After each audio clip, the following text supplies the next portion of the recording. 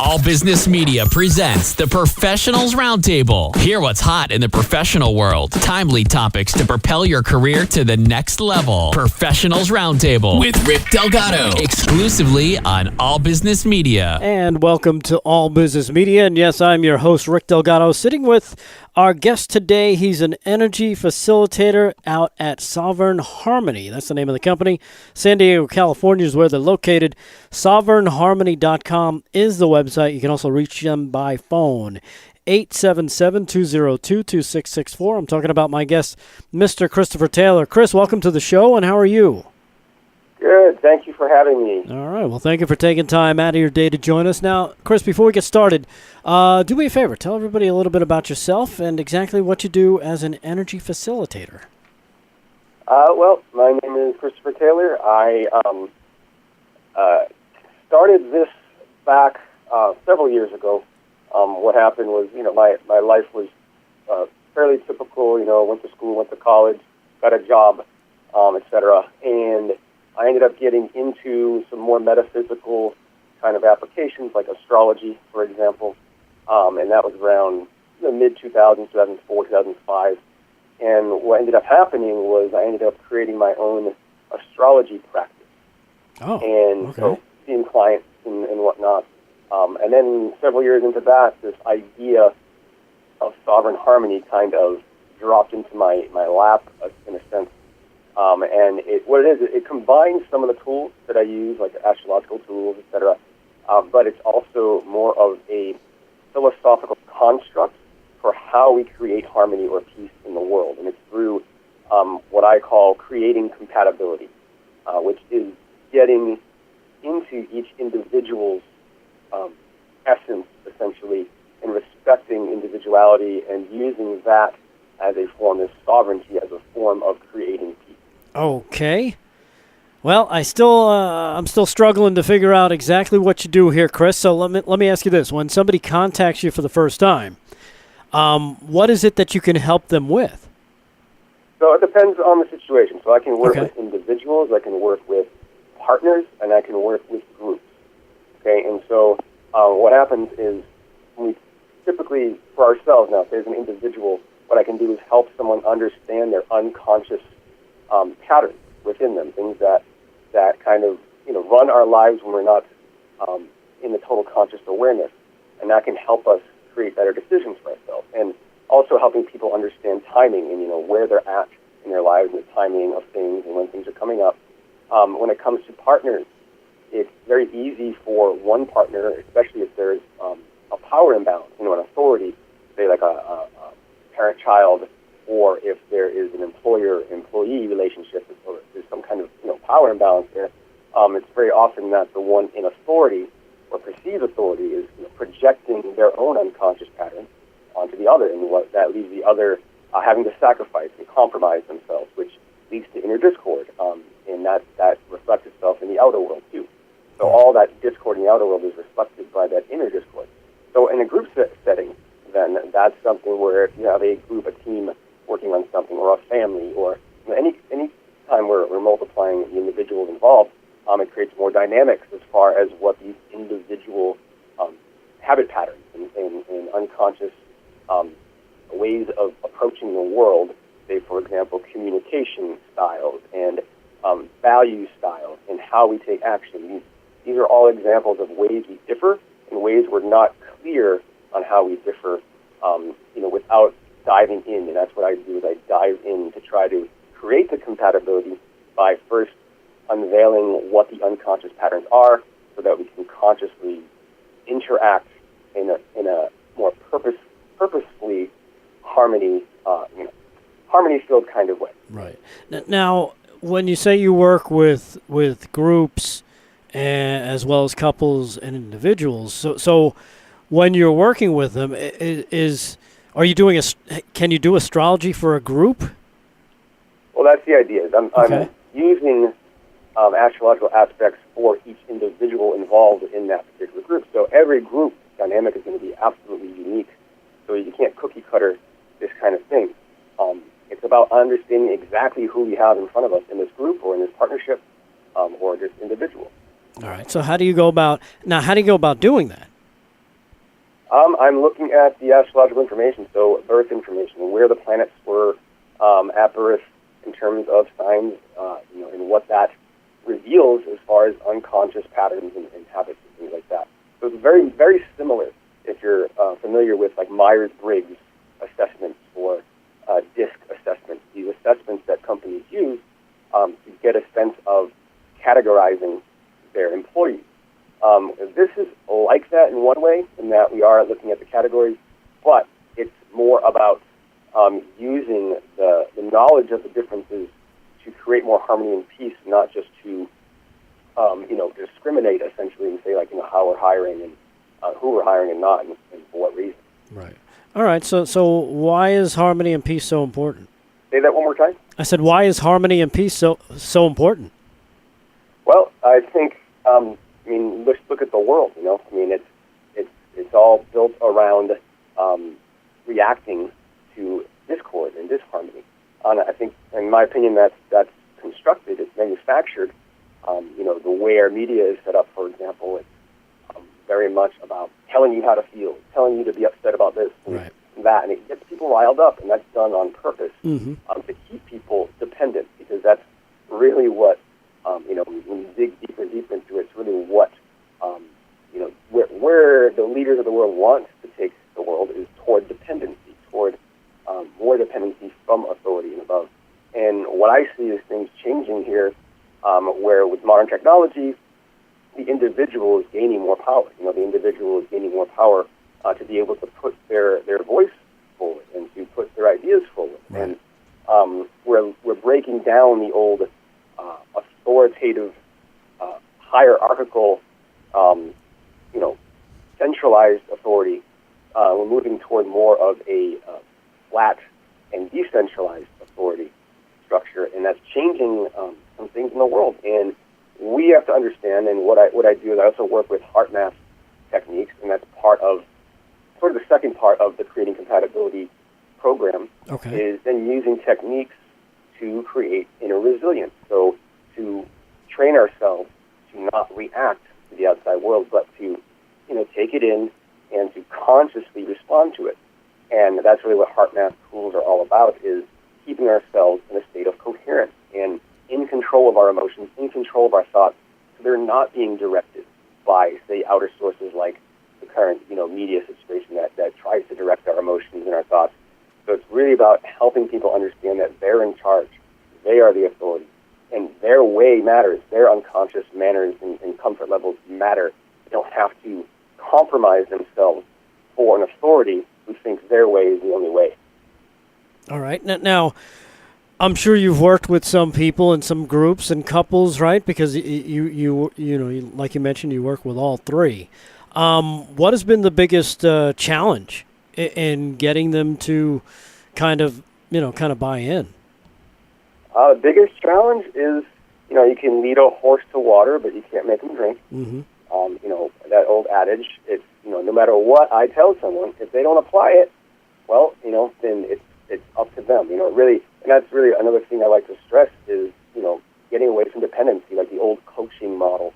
The old coaching model is very much about creating like a coach mentee relationship where the coach is on top of that person they're coaching, and there's a dependency there. To me, it's, you have a sovereign responsibility to do and choose what you want for yourself. I'll help you out. I'll help you see things differently. But if you don't do anything about it, there's nothing I can do. Right. Yeah, I think that applies to basically just about everything. I mean, if you don't, you might know, and somebody might tell you, or you might discover something. But if you don't do something about it, then you really can't expect much. Exactly. It sounds, and it also sounds like you're kind of, because like you mentioned, things people are becoming more their own voice, so to speak. Kind of taking that personal responsibility, right? Exactly. Now, do you think technology has kind of helped, with what we're going through here? Well, I think that's exactly what it's really. We've advanced so fast in technology, we haven't adjusted our structures yet. Like, for example, like just take like the United States, the structure of the Congress, whatever. You have hundreds of representatives from these smaller districts all over the country, mm-hmm. and technology where these representatives could be in their districts connecting to each other. But yet we still, pay taxpayer money to have them in Washington, D.C. and exposed to lobbyists, and we could really change that system, that structure with modern technology. So I think there's a lag here, and that technology is very rapidly putting us in a position of, say, sovereign authority. Like, for example, anyone can go create a YouTube channel and be seen by millions. Right. If that can happen, you don't need that middleman so much anymore to elevate yourself or be seen, etc. And so a lot of these these structures are still reflective of the old technology, and this new technology is what is actually helping things change. And I feel like in the next several years, over the next decade, we're going to see some rapid changes in the structures to reflect where we're at technologically. Right. All right. Well, you know what? We got to take a quick break. Again, we're talking with our guest, Chris Taylor. He is the energy facilitator at Sovereign Harmony out of San Diego, California. Go to the website, sovereignharmony.com, or you can reach out to him via the phone, 877-202-2664. Do it while you can, because technology is changing. They might get rid of phones. they might implant everything in our heads, and then all of a sudden you just want to talk to somebody, you push a button on your own brain. Right, Chris? Yeah, exactly. All right, we'll take a quick break, come back more with him after these words right here on All Business Media. Every business needs professionals they can trust. Let it be your lawyer, accountant, electrician, even the company plumber are all people you can trust. So why are you settling for your printer vendor? They never respond to your questions, and when they do, it's always late. Always seems to take an eternity to get your printing done and ready, but you've dealt with it because there really wasn't another alternative. That is until now. Max Image Printers. Take the worry out of your printing needs. As a hybrid company both on website and phone, they welcome clients, businesses of all sizes, to call and ask questions to make as many orders as you need, with the confidence of having your work printed, beautiful, and ready in just a few business days. Bring the trust back into your printing. Maximize your printing experience with Maxim Image Printing. Call now at 801-977-8330. Email Keith at maximage.net. Visit the website, maximage.net. Max Image Printing. Quality service. Guaranteed. If you're not happy, you don't pay. Are you one of the millions of Americans suffering from chronic joint or muscle pain? If so, get to the source of your pain with Orthopedic Physical Therapy Incorporated. Located at 2000 Bremo Road, Suite 202 in Richmond, Virginia, Orthopedic Physical Therapy specializes in getting to the source of your chronic aches and pains through one-on-one, individualized treatments, including hands-on manual therapy. Orthopedic Physical Therapy uses the most up-to-date and effective methods to treat musculoskeletal dysfunction, back pain, pelvic pain, or any other chronic ailments that you just can't seem to shake. Not to mention, Orthopedic Physical Therapy is proud to be one of the first clinics in the state of Virginia to offer trigger point dry needling. For more information about our products and services, visit our website at www.orthopedicptinc.com or dial 804-285-0148. You don't have to live with chronic aches and pains. Improve your quality of life and get back in the game with Orthopedic Physical Therapy, where we get to the source of your pain. All Business Media presents the Professionals Roundtable. Hear what's hot in the professional world. Timely topics to propel your career to the next level. Professionals Roundtable with Rick Delgado. Exclusively on All Business Media. And welcome back to All Business Media. And yes, I'm your host, Rick Delgado, sitting with our guest, Chris Taylor. Say hello, Chris. Hello. He is the owner and energy facilitator at Sovereign Harmony out of San Diego, California. Reach out to them at 877-202-2664 or sovereignharmony.com. That's sovereignharmony.com. And again, we appreciate you taking the time out today, Chris. Hey, let me ask you, because I am poking around on your website here, and I'm taking a look at, because you work with businesses and organizations, and I guess, do you do a lot of work with people with their personal relationships? Yeah, I would probably do more of that on the personal level. So I'd like to get more into the business level and to do even more of that. But at the moment, most of my clients are more personal level. Right. So how does it work when you're working with a couple? Say they're having I don't know, she's not, she rolls over at night. She doesn't want to engage in a little, adult activity, as they say. How do you solve that problem with them? So, I mean, the first step is just understanding what the differences in the unconscious dynamics are. So, one person, say, approach Mars would be a good planet to understand, say, in that realm, how they approach others, right? In understanding if there's any differences in the two's approach, or if there could be a difference in one's approach and the other's ability to receive. And so if they're out of sync, there's ways, depending on what that looks like, there are ways to optimize the ability for, the person taking action to be more well received, you see? In some cases, you don't even need to investigate it because it's so smooth. It's one of the aspects of the relationship that's smooth. Right. In other cases, communication can be a problem. And when we understand what the differences are unconsciously, both parties, if they're willing, can, see their partner differently and understand that their way of communicating is their way, and then find, depending on what that particular individual specific situation is, you can come up with creative ways for that communication to run more smoothly. Right. All right. Well, I'm sure when you are working with relationships, I mean, it's probably not as cookie cutter, right? It's not, because everybody's got their little different things that go on in everybody's relationships. Sometimes it's her fault, sometimes it's his fault. It's always her fault, though. No, I'm only kidding. But do you have to be delicate when you are because it is kind of a they're exposed, right? Yeah, you got to be pretty delicate, especially when I'm working with people, whether it's just one-on-one with me and another, an individual or a partnership. I'm pulling stuff out they sometimes don't even admit to themselves that they've never really, brought out to the light of day.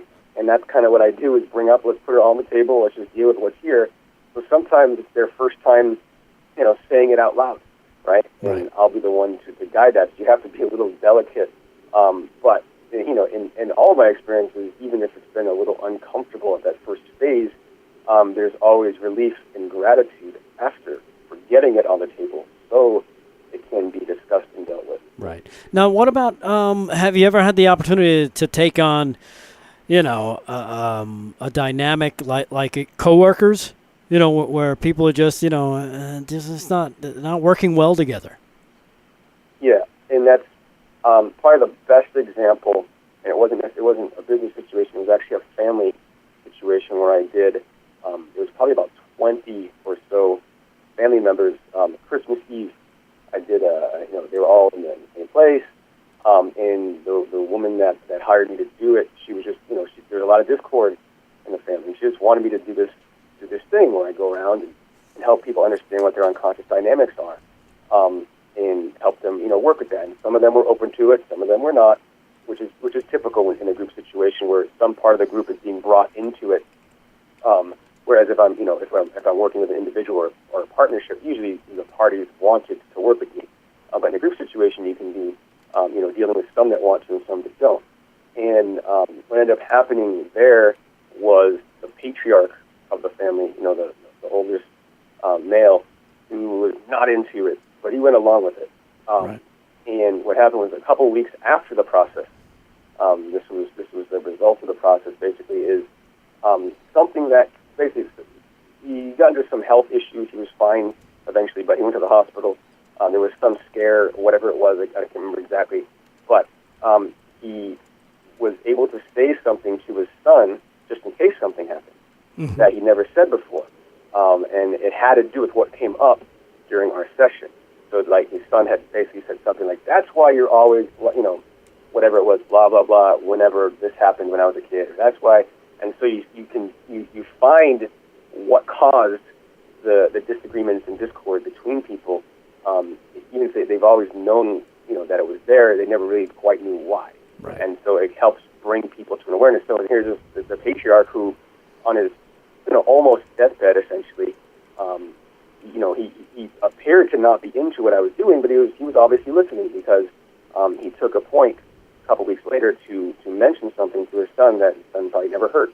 That what? What'd you say at the end there? That his son probably never heard before. Oh, I had never heard before. Yeah. And then what was the result of that? Well, the idea is they were able to come to a better understanding of each other, and it's because of what I brought up, and that's what the woman that hired me was her brother and her father, basically, and she was grateful that it was able to find what it was that was creating the discord between them for so many years. Right. Yeah, that can be like you said, it can be delicate. Especially for something that is family related and running in the background and tough to put your finger or like you said, even more, they just don't want to acknowledge it, right? Yeah. Because exactly. Acknowledging I feel like, would be admitting, either this is how stupid we are, or this is how silly this is.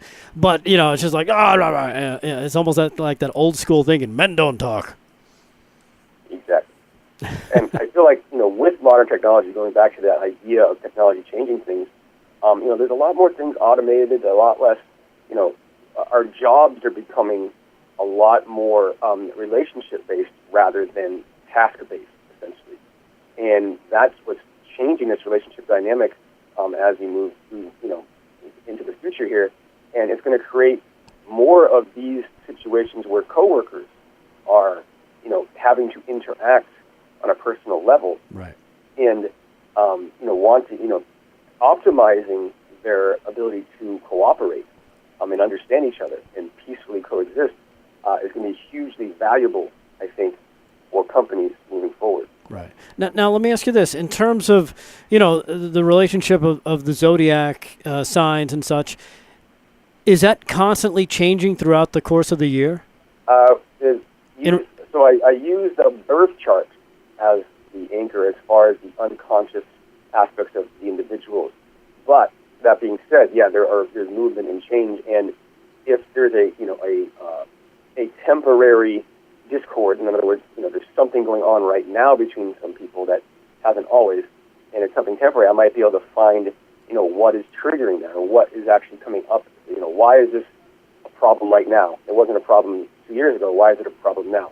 And, that can help move through that more quickly and more easily and more peacefully. Right. Now, say coming up, over the next couple days, because I see here on your Facebook page, heading into the weekend, Venus is in Cancer, opposing Saturn. I have no idea what this means. How does that relate to anybody who decides, okay, because I see that you mentioned Capricorn a few times. I'm a Capricorn. Does that mean that there's something I should be on the lookout for? Well, it depends on when your birthday is and what part of the Capricorn zodiac sign your sun is located. But that would only be your sun sign anyway. And so, for example, just like that Venus in Cancer opposite Saturn in Capricorn that's happening right now. So there's cycles with astrology. So this is an opposition. That means at one point they were together. So and that happened to be right around Christmas Day, right around the holidays. Right. And so if you read that, I'm mentioning that back around the holidays something began here. And so that was the birth of this cycle. We're at the culmination of what birth meant. So whatever we were committing to at that point, there's opportunities now and challenges around incorporating that into our lives. Now how that affects, and that's the general interpretation, but say, for example, those are located at about 8 degrees Capricorn, 8 degrees Cancer. It's roughly where that opposition is exact. And so there's about 30 degrees per zodiac sign. That's why I asked, depends on your birthday in Capricorn. Is your sun at 8 degrees Capricorn? If it is, well, then this is going to have you're going to have some experiences that really strongly reflect this. Right. And so for me, for example, I have Mercury at 8 degrees Aries, which is exactly squaring both that Venus and Saturn. So right now, the Mercury aspect of myself, my communication, my ideas are being put on the table, essentially. Here we are having a discussion. Right. So it makes perfect sense. The timing is perfect. There's also another one, I talked about Mercury trining Pluto right now. So right now, Mercury is opposing my Uranus in Scorpio, and Pluto is sextiling that Uranus. So there is an opportunity right now for me, in my life, whatever it is, to speak my truth. So that goes aligning with the other side of it. So there's both of those aspects for me specifically are ringing true, and they might not ring true for another person specifically, but then they might in a different way for someone else specifically. In my case, this has to do with communicating my ideas, putting things out there, and being challenged with, communicating things that aren't always comfortable. All right. And now, have you, how do I put this? Have you experienced or used this in your own personal life where the person doesn't know what, that you're expecting certain things? You know what I mean? I use it in my personal life on a daily basis. Okay. And when I meet new people, I will, if I get their birth date, I'm going to, just see who I'm dealing with. But I don't take advantage of that. I try to use it as a way to understand them and better interact with them. Right. So do you ask everybody you meet for their birthday or no? I would think that'd be a little weird. I do try to get it out of most people in some way. Really? I do. I like to know who I'm dealing with. Yeah, here I thought I was just being goofy, but no, you actually do try it. All right, that's interesting. Yeah. All right. Once you get going with that, it's hard not to know someone's birthday. Right. Yeah, that's true. You just want to know who you're dealing with. You just want to yeah. Especially after you lift their wallet and check their license. No, I'm kidding. I'm not really good at that. I've been caught. Hey, Chris Taylor has been our guest today. He's an energy facilitator at Sovereign Harmony out of San Diego, California. SovereignHarmony.com is his website. When you get there, you can check out you can check out about him. There's an about section where you can read more about Chris and what he does. You can check out his services as well. Contact him through there. Follow him on Facebook, Twitter, you name it. There's all ways to get connected, and plus his phone number is listed on there as well. Reach out to him directly, 877-202-2664. And again, Chris, thank you so much for joining us today. We appreciate it. Thank you. You're very welcome. We'll be back with more on All Business Media right after these words. All Business Media presents the Professionals Roundtable. Hear what's hot in the professional world. Timely topics to propel your career to the next level. Professionals Roundtable with Rick Delgado. Exclusively on All Business Media. Okay, Simon, what are you wearing right now? Nothing. That's right. And what do people normally wear? Clothes. Exactly. So now Mommy's going to teach you how to dress yourself. Clothes keep us warm, they look good, and if we go out without them, the neighbors will talk. So it's important to know how to get dressed. Here's how it's done. Underwear always comes first, name tag at the back, then pants, then shirt. Get the first button in the right hole, or you have to start all over. If you're wearing a tie, it goes over, round, through, and pull tight. Tuck your shirt into your pants and zip up your fly. Socks going first, then shoes right on right, left on left. With shoelaces, just take the ends, cross them over, switch the loops. The rabbit goes down the hole, pull tight, and you're left with bunny ears. I love bunnies. Good to know. Now remember, spots don't go with stripes, socks don't go with sandals, and if you've tucked in your shirt, wear a belt. Got it? Why are your pants on your head? Most parenting is hard to do in just 2 minutes. But spending just 2 minutes twice a day making sure they brush their teeth is easier and could help save them from a lifetime of tooth pain. For fun 2-minute videos to watch while brushing, visit 2min2x.org. That's 2min2x.org. A message from the Partnership for Healthy Mouths, Healthy Lives and the Ad Council.